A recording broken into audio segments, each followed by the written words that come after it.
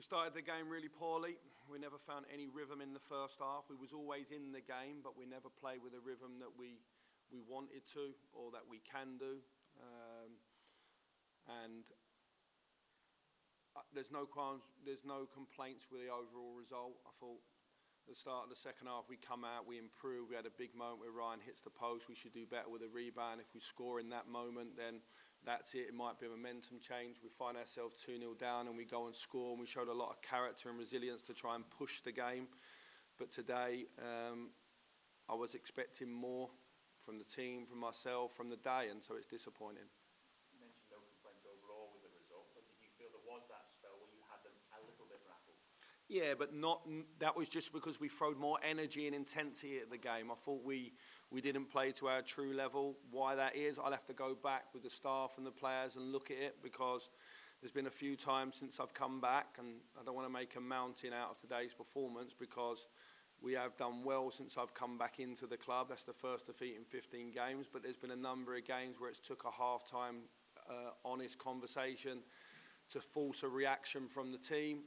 I thought the boys that come on did well, and I thought when we showed more energy and intensity in the game, Celtic were more uncomfortable. But yeah, it's disappointing. It's disappointing. We had moments. We had a moment first half where I think someone for them makes a great block on a cross from our right-hand side, and it goes just wide. They score in those moments, and they're the fine margins. You know, if Fashion takes that chance at 1-0 when Ryan hits the post, then maybe we're sat here and it's a different game, but it's not, and so no excuses. Celtic won the game, and congratulations to them. What has today told you about the gap you have to close? Today I've learnt as much as any of the games. If anything, I've learnt more. It's something me and my staff will reflect on. I think it's clear that where I want it to be, and ultimately where everybody wants it to be, we're a little bit short of that right now, and that's ultimately why I came into the job, isn't it? We've done well to a part. We've been on a real strong run. That's our first defeat in 17 as a club, but it's in the one game that we must win, so it's disappointing. We don't want to be defined by it. It's what we do next which is important. We still need to recruit. We need to work out one or two players' futures, but I don't want to go overboard. We played against a very, very good opponent today, and I thought they were very good in the game. So partly of the reason us maybe not performing at the level that we would have liked was that Celtic were good as well. So fair dues on that. Michael, you changed your home midfield just after the hour mark. Can you just talk us through that decision, and reflecting on it, do you think you made the right decision with the midfield possibly? Well, listen, since I come back in, I've tried to provide some consistency and clarity in terms of messages that the team are comfortable with, and that same team played ever so well in the Old Firm at New Year. It played the best performance in terms of 90 minutes since I come back away at Hearts, and on that night it was excellent. So we had our goals on the pitch. You know, Tillman and the front three have been in fine form since I've come back.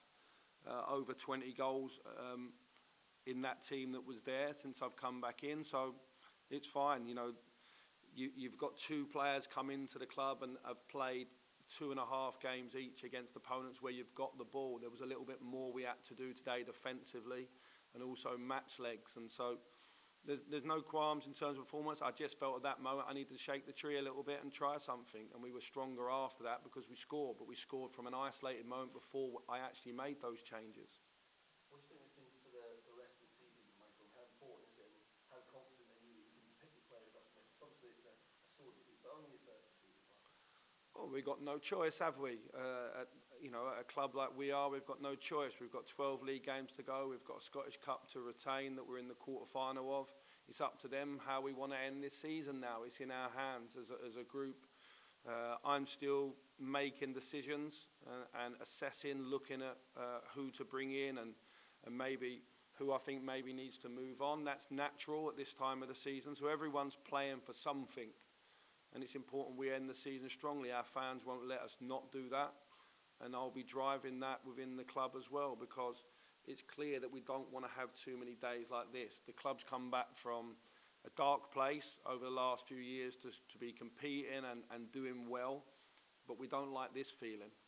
Michael, can I ask what the message was to the boys at post-match? Although you had before the game? And suck it up.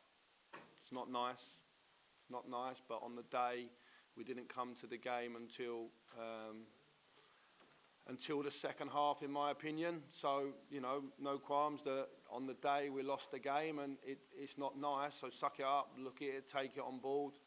You have to look at yourself in the mirror every day, and that's your biggest opponent. Are you being honest to that person? Are we working hard enough? Is the work we're doing good enough? Because this is the days that we're judged on.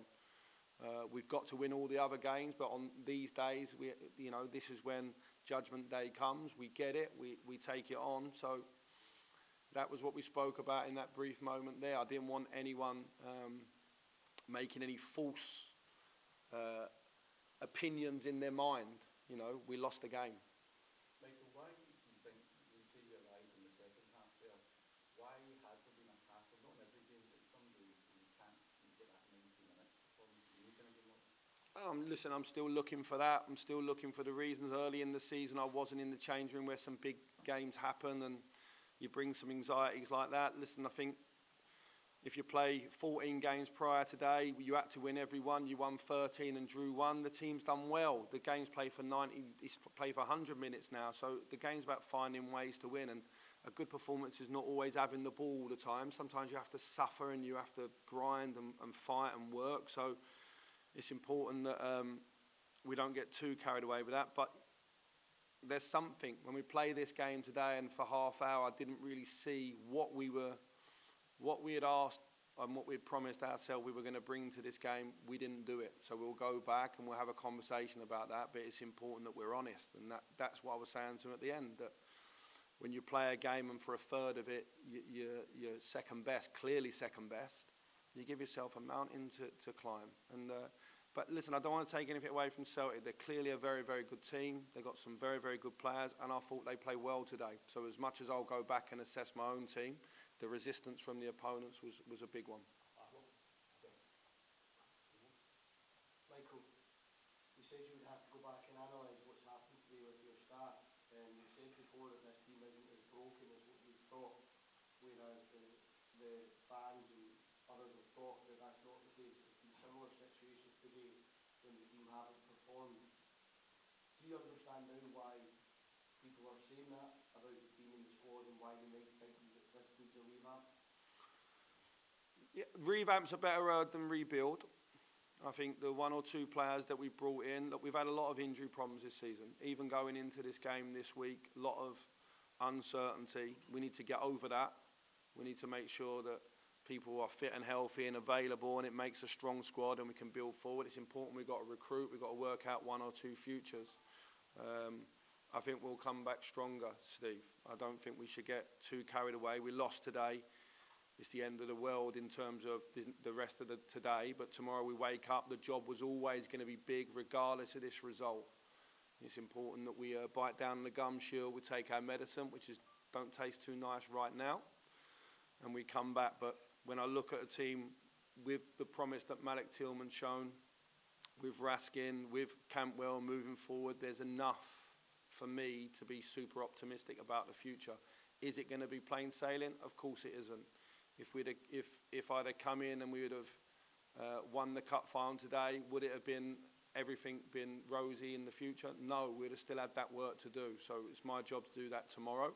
I don't mind being judged on that, but I think at this moment in time, it's probably not the right time for me to be worrying about the greater future. It's more, okay, what didn't go right today in this fixture and what have we got to do to fix it against Celtic? Because against everybody else, it seems to have been fine so far.